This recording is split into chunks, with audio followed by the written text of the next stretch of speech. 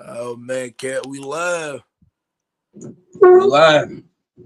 We are live, man. Welcome back to No Excuses. Welcome back, man. Welcome back.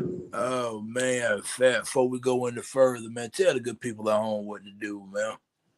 Man, like, comment, share, subscribe, hit the post notification so you know when we post, man. Keep running us up, man.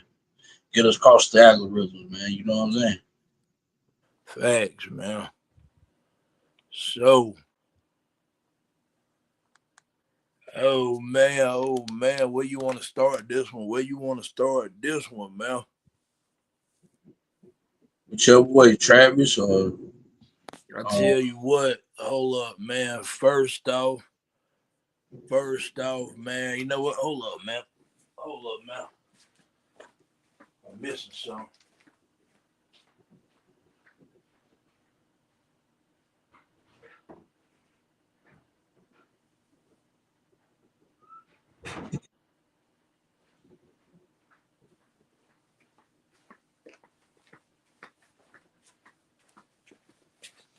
Oh man. So anyway, man, what first we can start this off with, man, I think congratulations are in order.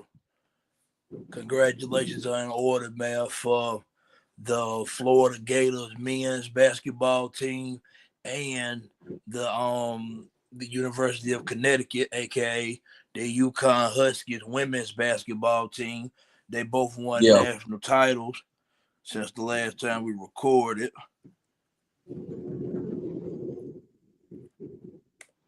So I want to ask you, man, about the Florida Houston game the other night, man, about it, right? Have you yeah, ever seen a basketball game with a stranger way of ending? man. That was one of the crazy endings I've seen in a long time, man. That was crazy. I didn't understand at the end. I don't know why the boy didn't just shoot the ball. If he block it, oh well. You know what I'm saying? But I would have went out with a fight. I would have went out with a shot, putting up a shot instead of jumping up and putting the ball back on the ground and getting it took away. That didn't make sense to me, but It didn't make sense whatever. to me either. And to be completely honest, man, for me, people talking about the play and the way that it happened, what I found to be even more mind boggling was that, okay, first, the play that they draw, the play that got drawn up wasn't the greatest in the world. In Yeah, my it opinion, was it wasn't. But nah. even with that, you were able to get a look. Cool. You Yeah. got a look. Sometimes you gotta improvise, man. Sometimes you have to improvise. And me, man, just being completely honest, I thought that the Florida defender, if I'm not mistaken, it was Walter Clay Jr. that closed out on the three. He did a good Yeah. job closing out. So the shooter wasn't able to get as clean a look as he would like to have got. But whenever you Yeah. go up and you're trying to shoot the ball and you see you're finna block it, you can't just drop the ball right there and just look at the That's what I'm ball. saying. Nah. Like you have to do something. Yeah. You have to do something, man. Yeah. That's why I said I would have just shot it. If I would have got it blocked, oh well. It's better than not attempting to even shoot the ball. I mean, you didn't even attempt to shoot the ball.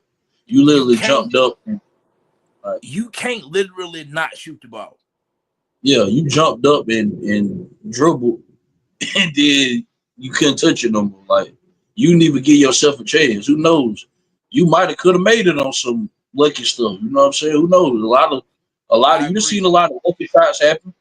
I mean, yeah, look at not the veer off, but look at the shot Kawhi made, fading away to the you know to the right wing and hitting that shot and it bouncing around the rim that many times. Nobody ever thought that would happen. That Against was just Philly. some luck on your side stuff. At least attempted to see. But damn, I would have. You shouldn't have ended your season like that. Like it should have been a better way you could have went out than what you did. But Yes. that was good.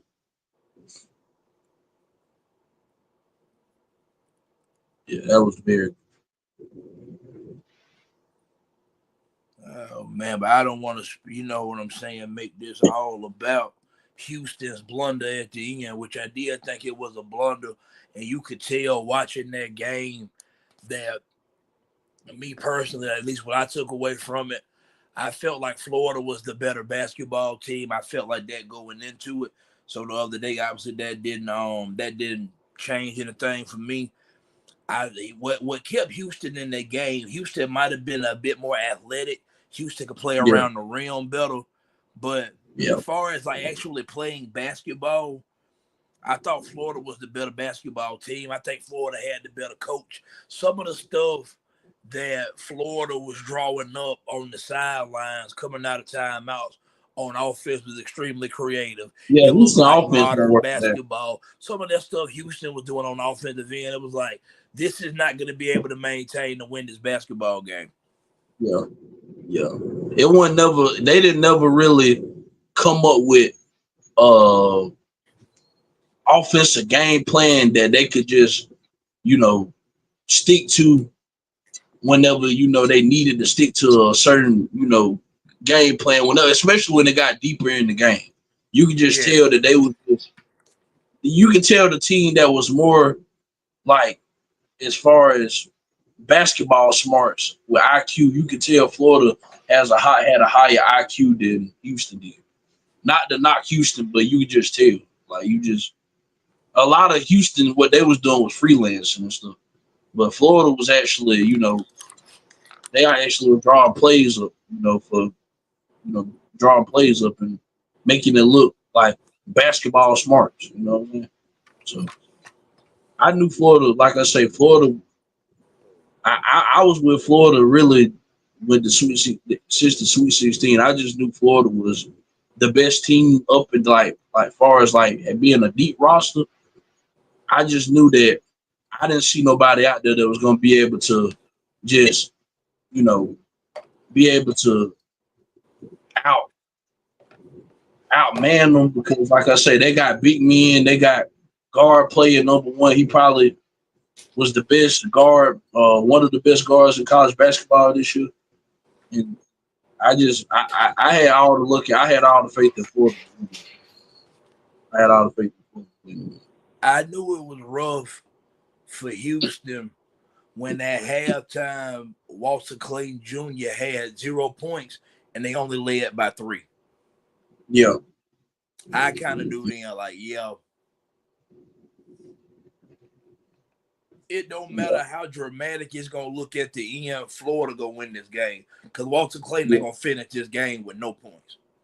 Yeah. Yeah. That was kind of my takeaway from it. Yeah, I'm there with you.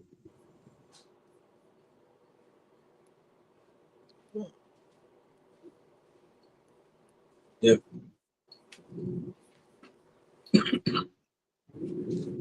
But anyway, I thought I had some.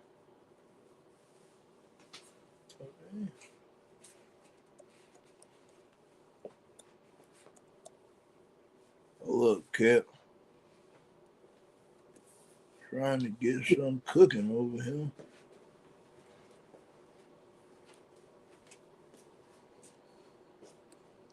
Okay.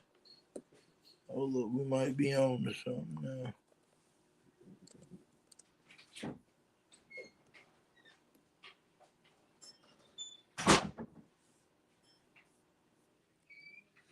Oh, look, Cat, give me just a second. Just a second. Okay, yeah, we back. We back. Now, man, before we jump into the Travis Hunter portion of this episode, I do have one thing I want to get to before we get there. Man.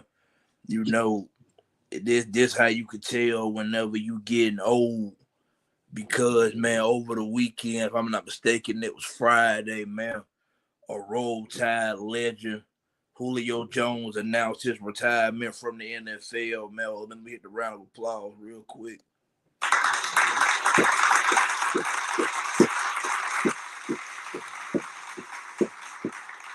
hit the round of applause real quick for Julio Jones, man, because I don't know if the people that know, they know, but you got those that don't really keep up with it. You got some people that really might just know Julio Jones from his Atlanta Falcon days. You know what I'm Yeah. saying? And man, just all in all, I tweeted this the other day. I said, man, Julio Jones was a very key piece, if not the key piece, that jump started that entire Alabama dynasty. Yeah. He was the Yeah. recruit of that class. Yeah. Like I don't Yeah. think people understand the He impact sparked it off. Julio Jones left at Alabama. And it might not all show up in his statistics per se, although his last year at Alabama he went crazy. But man, Yeah. just all in all, man, I want to sit back, man, and just have a brief conversation about Julio Jones. Where do you think he rank all time? Because I'm pretty sure we in agreement that he's the first ballot Hall of Famer. Yeah. So man, just tell me, man, when I say Julio Jones, you know what I'm saying? NFL career, college career at Alabama. What comes to mind? Give me some of your favorite Julio Jones moments. Man, first one is that one against LSU when he caught that screen route. I mean, that screen pass. I'm saying, and ran. And that was the game winning touchdown. When Yep. it was a crucial touchdown. It was a crucial touchdown. I know we needed that touchdown. That's all I can remember. I can't remember the exact what all was close like transpiring in that moment. I just know that it was just a huge moment in Alabama history. So that's probably my favorite moment of him being at Alabama because I didn't know Julio was that fast. Like when he caught the ball and he was running, I never see him in stride like that. So that was my first time seeing him actually run. And you feel me, like from a farther distance than I previously seen him run. So I was like, damn, I didn't know he moved that fast. You know what I'm saying? To be as big as he is, but yeah, that's probably my favorite Bama moment of him. You know what I'm saying? I'm pretty sure there's more moments in there, man, but that was so long ago, man. I can't remember all the moments that he had because he was there in like '09, '08, '09. So that's one that off the top of my head, I just know that I remember. Because I remember actually, like, I damn near could still see that. He did. That was a huge moment for us, man. That was a big play that Julio made. That's one of many. So that's the only one I can think of on the top of my head right now. I think out of all the moments that he had, the big catches, the big games, that touchdown against LSU that you talking about where he catch the screen and take it up the sideline, that's probably what comes to a lot of people's mind first. He had a crazy one hand catch touchdown against somebody. I can't remember who it was against. I think that might have been one of the FCS schools. That the kid it was a crazy catch. But Yeah, for me, man, with Julio is you because since he retired, people keep up with everything. They posted the video of him committing to Alabama, and a lot of yeah, people point to and say that is when the dynasty at Alabama was born, right? yeah. So if I can find it, which I'm pretty sure I can. Either that or the SEC championship game against Florida. Right, right. Yeah, Oh, look, let me see. Can I find it? Okay, here we go. Well, look, Fat, I do have audio. I do have audio. This is Julio Jones. This is senior in high school speaking Julio Jones. I thank all these guys for being interested in me and giving me the opportunity to go visit their facilities and look at their campus and stuff.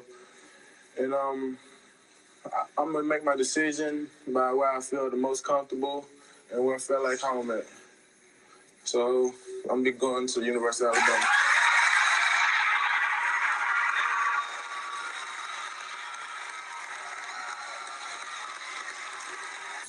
Julio, exactly how much pressure did you feel to stay? Yeah, so whenever he made that announcement, man, to come to Alabama, he was the first big time you know what I'm saying, blue chip recruit that Nick Saban had got. Nick Saban ain't been there but a year before, you know what I'm saying? So that getting that commitment was huge. Not only mentioning just getting him, but everything that came in that class. The rest of it, as we know, is history now. Nick Saban retired. I'm gonna tell you what make you know you getting older is when the ones that you started off watching that made you become fans of it in the first place, whenever they ain't doing it no more. Yeah. Like Nick Saban retired last year. Now Julio Jones retired. It's actually kind of strange. It's kind of funny to me how Julio retired last Friday, because I know for a fact one day last week, me, you, and Daddy was having a conversation about if Julio Jones retired or not. I know that happened. Yeah. Yeah. We didn't have We that just talked conversation about last week before last. We have talked about Julio Jones announcing his retirement within the past 2 weeks.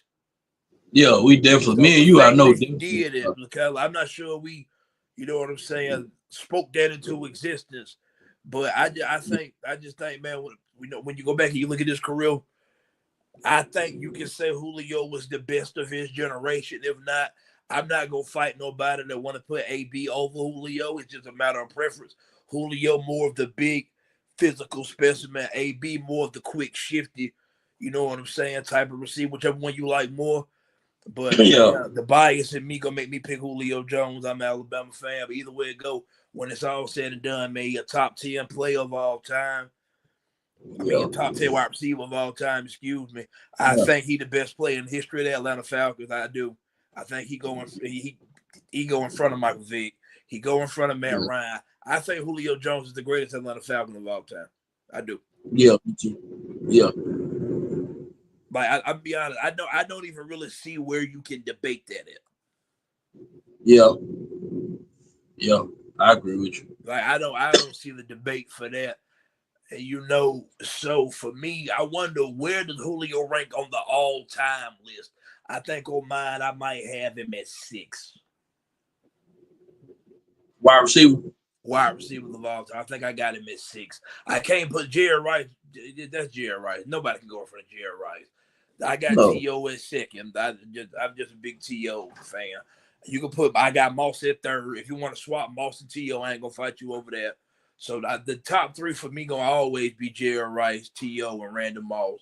I think at 4, it's hard for as much as I'm a Julio fan, it's hard for me to put him over Calvin Johnson, because I think Calvin Johnson was kind of Julio before Julio. Yeah.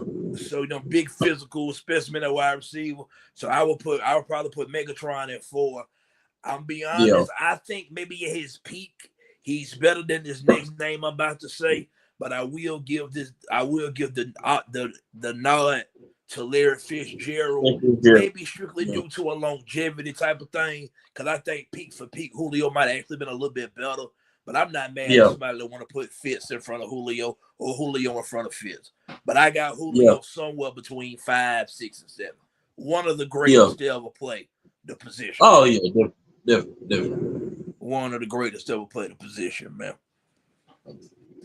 Yeah. Hold up, man. Let me get another round of applause, man. That's Julio. We talking about Julio Jones, man. We talking about Julio Jones, man. Julio.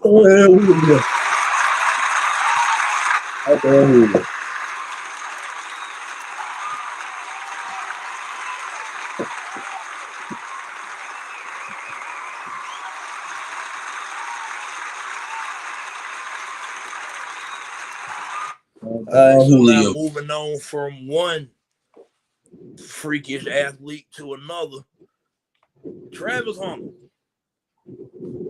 So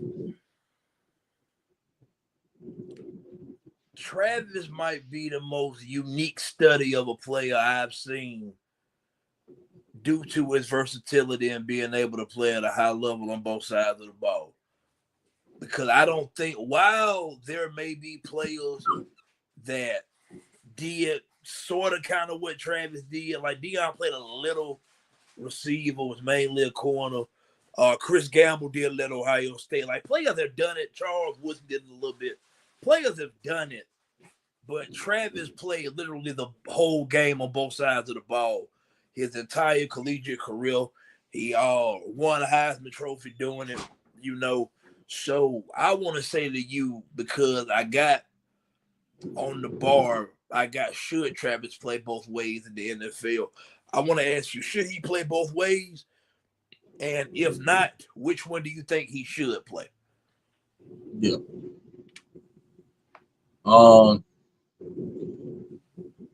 I personally, I feel like he shouldn't play both ways. You know what I'm saying? I know he feels different. I know he feel like, he can. There's nothing wrong with him feeling that way because, like I say, he played both way very well. You know what I'm saying? So him, actually saying that, we didn't see him actually do it. But at the pro level, I don't think he should do that, man, because it's gonna be hard to say if you play a receiver, you come out the field to play receiver, then you got to go guard Jamar Chase or Justin Jefferson or somebody like that. That's a little, it's different. It's different levels and competition. You know what I'm saying? Like, I don't think he'd be able, that's going to be sustainable for him. You know what I'm saying? To do so. Hell of an athlete. Like I say, he one of the most well put together athletes I've seen in quite some time, man. Like, the dude is a straight up a bona fide baller. Nobody's taking that away from him. But I think he should solely focus on one side of the ball, just because I don't feel like he need to. I feel like he needed to do that at Colorado because Colorado, they didn't have somebody else that could do what Travis could do. Like Colorado, they don't recruit like Alabama and Georgia and all them teams like that. So I think he had to do that. Like, he literally had to do that. Like couldn't nobody else do it as well as he could do it on that team. So I feel like they needed him for that. But in the NFL, I'm pretty sure they got somebody that can do that. You know what I'm saying, at a high level. So I don't think he need to wear his body out like that, wear and tear on his body like that. Because I feel like he did enough for that in college. He done proved that. You done proved that you can do that already. So I mean, you don't have nothing to prove with being able to play both positions. In the NFL, we seen you doing in college at a high level. You won the Heisman Trophy. I mean, what else are you trying to prove? You know what I'm saying? At this point, who you proving it to? Like, you proving it to yourself. Like, we know what you can do on both sides of the ball. But me, if it's me, I'm playing one side of the ball, man. And if it's one side of the ball, I would like to see Travis play. I like to see Travis play. I like to see him at DB, man. I like to see him at DB. I like to see him at DB, man. I like to see him at DB. I think Travis is a excellent excellent DB. I think he's a good receiver. I'm not saying he's not a good receiver, but I think DB is his prime position, man. I really do. I think that cornerback position is what Travis is like one of the ones. And so I feel like that's what he should focus solely on that position alone. You know what I'm saying? But like I say, him in his mind, I already know how he is. He got a very high motor. He don't really get tired like that. I don't know how he does it, the way he do it. Able to play all them snaps and still be fresh after the game and like it don't even bother him. But like I say, at the NFL level, at the pro level, it's a little different, man. You know what I'm saying? You going against, better competition. It's a little bit more, the speed a little bit, different. Like, it's different, man. So I wouldn't wear and tear on my body like that, man. I just solely, depend on one side of the ball, man. That's me. But who knows, man? But that's what I would do. He should do that. That's my opinion. Well,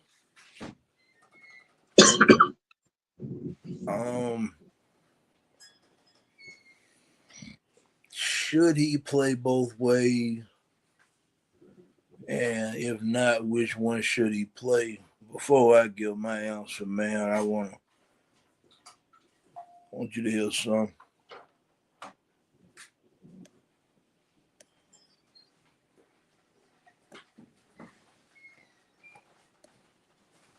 Hold up. Hold up. Feely there. Tell me what you're liking from your group. You're going into the locker room with the lead. What are you liking from Shador in your offense? We're moving the ball at will. We're doing what we need to do. We need to be a little more effective in the run game. 2 turnovers in this game, and we're still up by 3. We get the ball coming out of halftime. I like our chances. Our guys are motivated. They're ready. They're energized, and they're ready to play some football. Travis Hunter has advertised over 60 snaps. How do you keep him fresh and set? He is him. We missed him on 2 deep balls. He get those 2 deep balls. The Heisman is at his crib chilling right now. God bless. Thanks, Coach. I'm gonna be honest, man. And I've been one of the main people advocating that he should definitely pick a side of the ball. I felt that way for a while because I just didn't think it was possible to play that many snaps. So I still don't know how he did it. Should he play both ways in the NFL? Yes. And my reason for that is just imagine the payday that awaits him if he able to pull that off. Yeah, I just want to do it though, man. Just imagine the payday that awaits Travis Hunter if he's able to pull off playing both sides of the ball full time in the NFL. You got to look at it like this, right? Jamar Chase is the highest paid wide receiver right now today. He just got his new deal a couple weeks ago. Jamar Chase is now a $40 million wide receiver. Right. I don't know how much the highest paid corner is, and I'm not sure who the highest paid corner is right now. I actually need to look that up. I'm finna look that up. But even nonetheless, man, with being a $40 million wide receiver, if you're able to be the top paid receiver at $40 million, what you think that what do you think they would have to pay a top paid receiver and corner? Sky's the limit. Ain't no telling. Like we talking about record breaking. Hold up, man.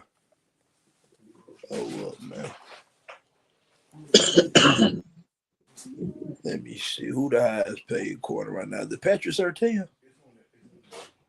It might be Surtain. Nope. J.C. Horn and Derek Stingley. And Derek Stingley both just got paid. That's right.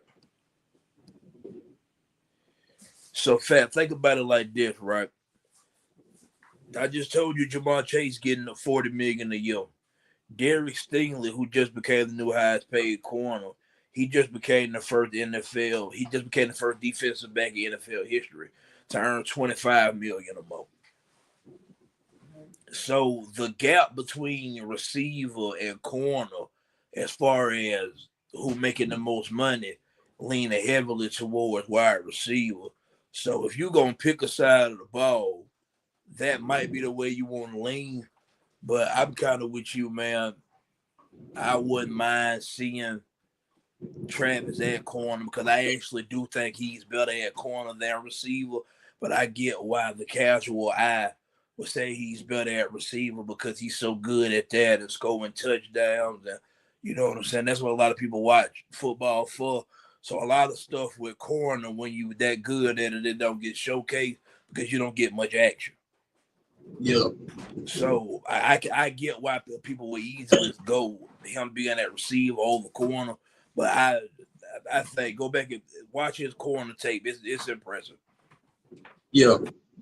Me, like I said, I don't know if I'm not sure if it's gonna be wise for him to try to play both ways. Yeah. I don't think I'm not sure that's something very wise to do because what they're gonna try to do is it's kind of similar to what the 49ers did with Deebo Samuel for a while. He came in as a wide receiver. He showcased versatility. They started trying to use him out the backfield at running back. And then when it came time to pay him, they didn't know if they was gonna pay him running back or receiver money. Yeah. Like, you understand what I'm saying? So that's kind of the type of situation it could turn into. But yeah, just me personally, man, I don't get how you don't play him at corner. Because if you are NFL, whoever gets him, which I'm thinking is either going to be the Cleveland Browns or the New York Giants, whoever gets him, whenever you play him, wherever you're going to play him at, you will rather. I think it's harder to find a lockdown corner than it is a good wide receiver. Yeah. I think receivers come out every year, man. I think it is harder to find a very good corner than a very good receiver. You get more value on your pick for the corner. And if you're going to play them on full time in one of them, you can play them full time at corner and put them in packages of offense at receiver as opposed to the other way around. Yeah. I think that's really how this is probably actually going to play out. But I'm ready. Travis Hunter's a very rare study case for a football player. If he gonna do both sides, I'm just saying if he gonna do both sides, I still don't think he should do it. But it shouldn't be every series. That's what I'm saying. Not every snap. It shouldn't be every snap. Okay, he just got through playing this. He playing this. He got through play. It shouldn't be that. Like, it should be a few plays within that. A few plays in the middle. Then you can put him on that side of the ball. Like, not just back to back to back to back like that. That's what I'm saying. I want to do that. You get what I'm saying? I agree. Yeah. Like, you shouldn't play him like Colorado. He was back to back to back. If he played this, then the next position he on the other side of the ball. Then the next position on the side. Like, I don't think it should be consecutive like that. That's because like I say, at the pro level is different, man. Like, imagine him playing that many snaps, and man, you guard somebody like a Chase or a Jefferson, big DK Metcalf, and all of them. Like, it's just different. I'm not knocking him and saying he can't do it. I just wouldn't do that. I wouldn't put all that on my body if I don't have to. I'm eager to see how it's gonna turn out. Yeah, I don't think that's sustainable. Man, have you been seeing any other mock draft? Man, Mel Kiper Jr. last mock draft, his mock draft 4.0 had Shador going to the Saints at 9. Did you see that? Yeah. I'm telling you right now, if Shador Sanders is on the board at 9 and the Saints don't pick him,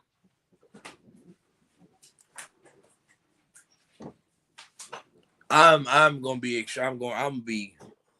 like the New York people say, I'm gonna be tight, son. Yeah. I'm gonna be tight. Yeah. I've been seeing it. Me and T-Rock been talking about it. I can't even get my hopes up because I know the Saints, they known to do something to mess up a good situation. Even no matter how good it looked, the Saints find a way to mess it up. So I really ain't even been trying to get real deep into the conversation. But if Shador is there at 9 for the Saints to take, I think you 1,000% should take him.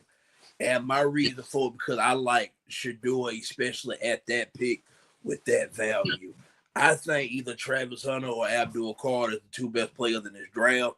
I wouldn't like if I was the Titans, I would pick Travis Hunter. I wouldn't pick Shador or Cam Ward, number one. But I get how the organization, the GMs have to get their quarterback right. I get it. I understand it because of the positional value that a quarterback holds. I get it. Yeah. If the Saints could get Shador at 9, that's a huge win. But I'm telling you, the Saints would be there at 9, and Shador would be there, and they'll pick somebody else to try to help Derek Carr. That's what I realistically see the Saints doing. Yeah. Because, albeit, man, I seen some not too long ago, before we got to Shador. It said something about the Saints taking Jackson Dart at 9. I'm look here, man. I'm not, you know what I'm saying, trying to knock the man, because I do think Jackson Dart is a decent quarterback. I don't want him in the first round. I'm cool on Jackson Dart. I would rather have Jalen Milroe than Jackson Dart. Yes, I would. I think Jackson Dart is a less athletic version of Jalen Milroe. Yeah. I do.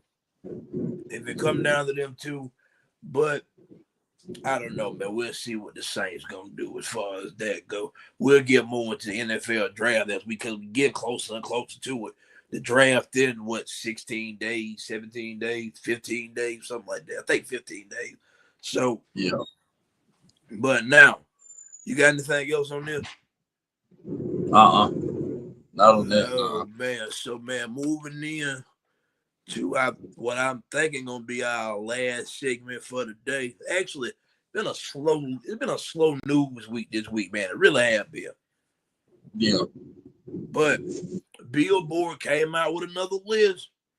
They came out with a list for engagement, list to get people talking about them.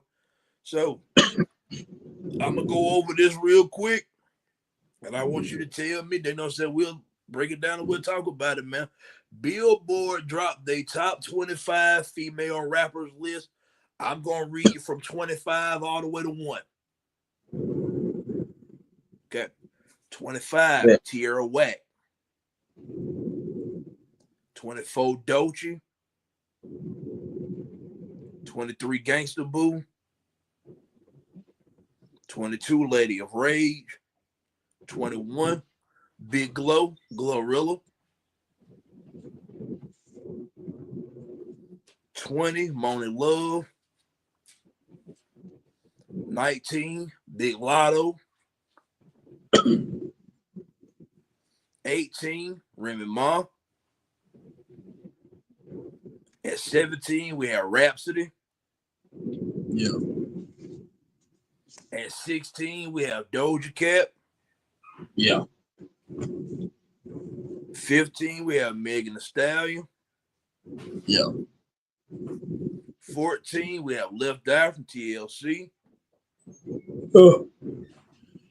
13, Trina. At 12, Da Brat.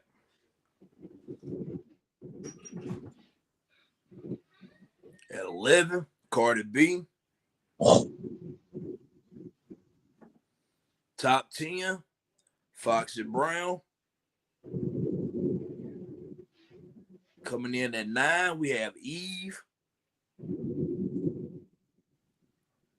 At number 8, we have Roxanne Shante. I don't know who that is. At 7, we have Salt and Pepper. At 6, MC Light. Definitely know her. We in the top 5 now. Number 5, Queen Latifah. Definitely know her. At 4, Lil' Kim. So. Top 3, number 3, Lauryn Hill. Number 2, Missy Elliott. Yeah. And we know who number 1 is, Nicki Minaj. Yeah. So, did you have any I guess backlash with that list? Anything about that list that's terrible to you? To be honest, Q, it's a select few female rappers I really listen to for real. So I can't really, some of the female artists that you said, I didn't know some of them. You know what I'm saying? So I don't know if it's disrespect for me to, like say that they shouldn't be this far up on the list or they should be further down. Like I don't really know all of them. You know what I'm saying? But I think they got one. I think they got most of the top 5, right? Or the top 10, I would have Nicki, Missy, and Lil Kim, of course, like them. I believe them. The MC Light, I believe them mostly on everybody female artist list. You know what I'm saying? Lauren Hill and stuff like that. So I feel like most of it is okay. You know what I'm saying? Most of it is. I like I say, some of the female artists that you name, I don't know all of them. You know what I'm saying? But the ones that you did say, like I know Nicki songs. I know, some Missy Elliott songs. Lil Kim a little bit before my time. You know what I'm saying? Lauren Hill before my time. I really don't know a lot of her stuff. You know what I'm saying? But I know the impact she had as far as being a female artist in the game. So one of the pioneers of so that just respect off top with her. But like I say, man, most of the female artists that you name, some of them I didn't know. You know what I'm saying? So I really can't. I really can't. It say this, man. It says the Billboard staff compiles our picks for the 25 best female rappers of all time, along the following criteria, and that criteria is your body of work and achievements, such as your charted singles, albums, gold or platinum certifications, cultural impact, your influence meaning how the artist's work foster the genre's evolution, your longevity, your lyrics and flow. That is Yeah, a lot of it. the A lot. criteria for this list. Yeah, I'm gonna be completely honest, right? a Some of lot of the these new ones. names, I don't know the songs. I don't know any Tierra Whack songs. That's what To I'm be saying. I don't. honest, man, I see her talked about a lot on the internet. I ain't really tapped into Dolce music like that, although I know she won a Yeah, Grammy from reading this little article they got right here. Don't know much about her music, so maybe I'm just missing out. Maybe I have to listen to more of the music, but I'm gonna be honest, man. I like how they show. I like how they put some of the more current acts up to date, where they put them in the list. Like, I'm not mad at Glorilla being 21. yeah, yeah, I'm not mad at Glorilla being 21, man. I'm not. yeah, I'm gonna be honest. I'm not mad at Lotto being 19. I'm gonna yeah, be straight up, man. I can make a case that Glow should be in front of Lotto. I can. yeah, I can. But that will probably my case for that will maybe based off of maybe just record for record because rapping bar for bar flow wise, Lotto probably can out rap Glow. I don't think yeah, it's by a wide margin, and I think Glow got more songs than Golden Lotto do. I'm a fan of both of them though. They got Remy Ma at 18. I thought Rhapsody was low because she weighed at 17. I thought that, but then you sit back and you think about it. Rhapsody, I'm not sure if her music is really consumed as worldwide as people would think. But as far as just bar for bar rapping, she can rap with anybody on this list. yeah, She can rap with anybody on this list. I'm just not yeah, sure if her music would necessarily suggest that. But the way yeah, that it's consumed. But she can rap yeah, with anybody on this list, man. But I'm not mad at where they rank any of the current acts. It's just for me, man, the main discussion has been should Missy Elliott be two?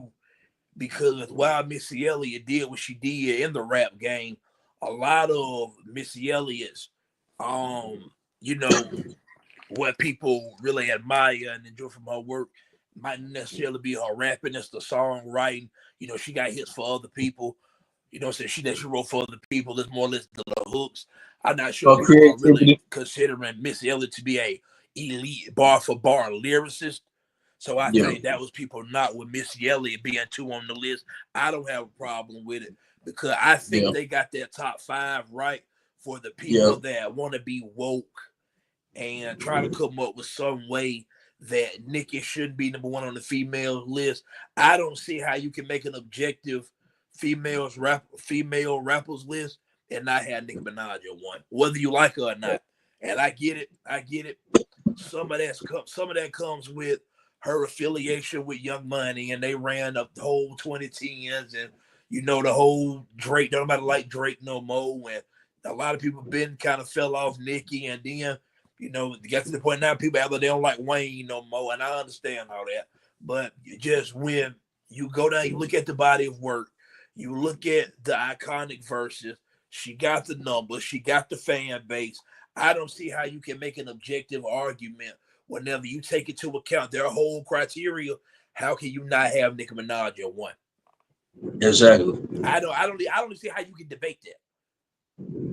And at one point, man, Nicki was winning female artist of the female artist of the year or whatever every single year.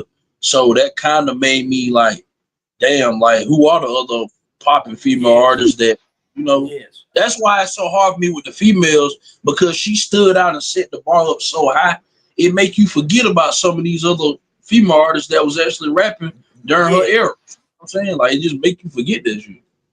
No, not to them, but like I don't really know like some of them female artists you were saying. I don't know some of them. You know what I'm saying? It might like I said, I'm not disrespecting them. It's just some of them I don't know. Right. Like she set the bar so high. I mean, shit. That's all you seen back then was Nicki winning this award, winning that award. You know what I'm saying? Until Cardi B finally came along and gave her a little bit of competition. You know what I'm saying? Right. Gave her competition. So yeah, that's where I'm at with. You know, I like Glow. I like Glorilla. I like some Lotto stuff. You know, I probably like Glow a little bit more than I like Lotto, but you know what I'm saying. On my list, I probably would have Glow over Lotto. You know what I'm saying, but it is what it is. I like both artists. Both of them dope artists. I like both of them music. Who do you think raps better? I'm not saying who, because I think the answer is obvious who the bigger artist is or who at least sells more records. But who you think bar for bar the better rapper between the two, Lotto or Doja Cat? Probably Doja Cat.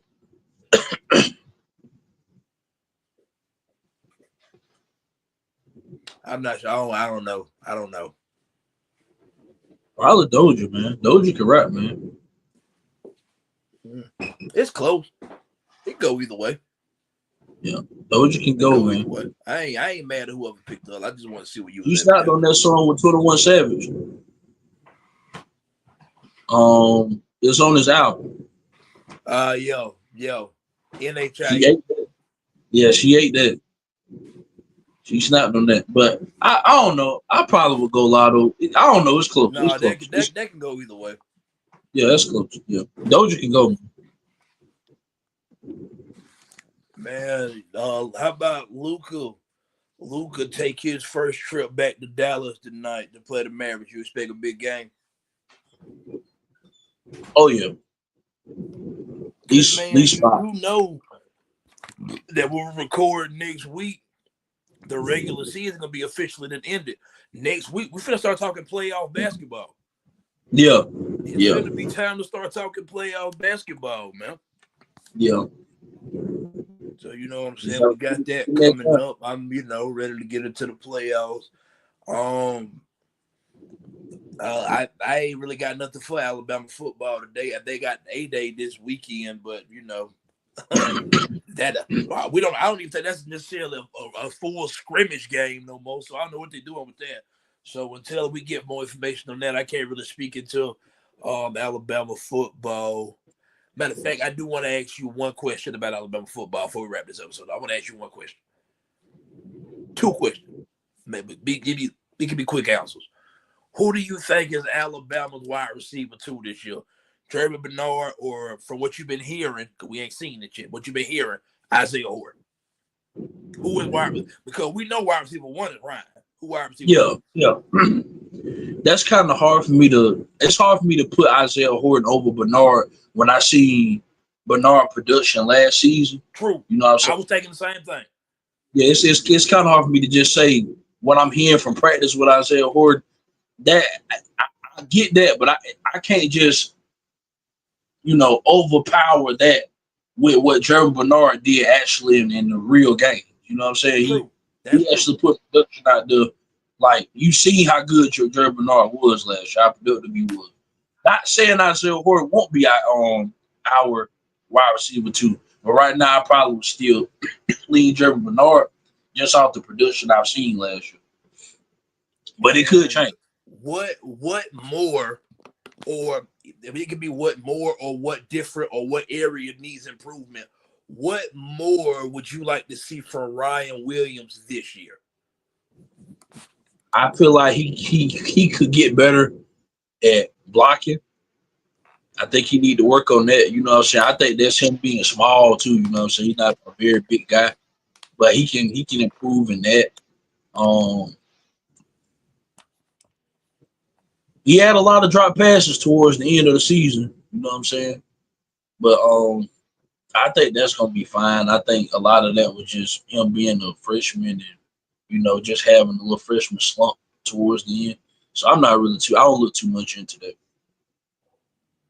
But blocking for me, really. I think, well, for the wide receiver two thing, Bernard is wide receiver two, at least for me going into it. And I'm with you more or less because of what we saw a year ago, man, because I thought down the stretch, I thought Bernard actually became more reliable than Ryan, although Ryan was always wide receiver one, because this is the way that I view it. Is I view Ryan as the more athletic, dynamic home run hitter. I think Ryan has more natural God-given athletic ability, aka talent. Right? Yeah. I think Jeremy Bernard is the technician.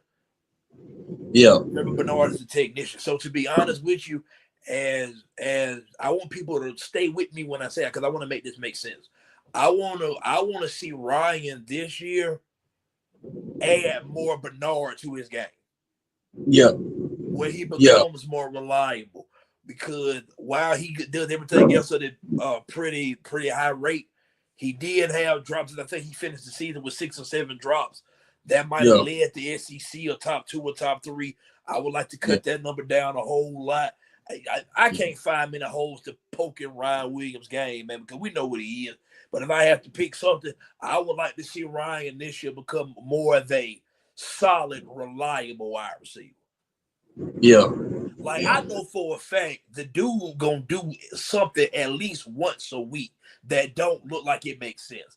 That catch he caught against Oklahoma that should have counted, that didn't count. He caught it like behind his head, barely got his left foot in. But that type of shit is crazy to see. But because I know that he can do that, I need to see him not drop the pass that he dropped in the first drive against Oklahoma. That would have hit him dead in the chest. The only reason why I said something about the blocking, because even when we had the ride outs, all them niggas blocked. Even Devontae Smith, little Devontae Smith, small kid. Devontae Smith blocked. Alabama wide receivers took pride in blocking. Mitchell will block his ass off. Yes. Kendrick Law will block his ass off. Say Kendrick Law. So if Ryan do got to improve with that too. Yeah. He got to work on that. He got to get better at that. Some of them plays some of them plays that he couldn't do. That was no effort. That was no effort. He wasn't even trying. He had to be better. The interception with Oklahoma.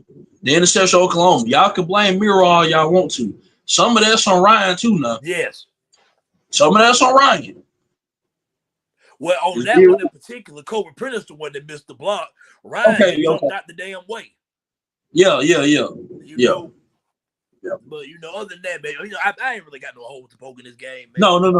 Things that comes along with maturity. He's older now. You know what I'm saying? He got a 4-year college football in his belt. I think he gonna start the year off in Florida State.